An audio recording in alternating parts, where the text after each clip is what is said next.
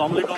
इस वक्त हम मौजूद हैं हॉस्पिटल रोड पे। यहाँ काफ़ी शिकायत आ रही थी टाउन में कि एसके वेंजर्स आ रहे हैं, लोग उनको एलआईसी दे रहे हैं और वो पहले उठा के ले जाते हैं कुर्बानी होने से पहले, तो वो अपने मतलब की चीज़ जो भी इसमें निकालना होता है वो निकाल के और फुसला बिखेर देते हैं, जिससे काफ़ी मुश्किलात आ रही हैं। तो मैं आवाम से रिक्वेस्ट करता हूँ कि एलआईसी सिर्फ Sindh solid waste management board और टाउन टीएमसी कुरंगी का जो अमला आ रहा है उनको दें, ताकि वो प्रॉपर तरीके से डिस्पोज कर सकें।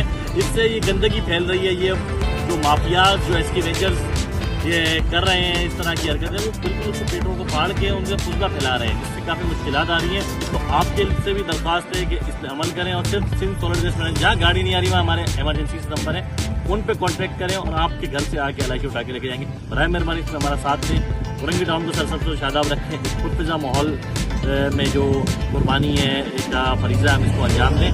तो इस पर सिर्फ रिक्वेस्ट है कि इस पर अमल पैरा करें आप।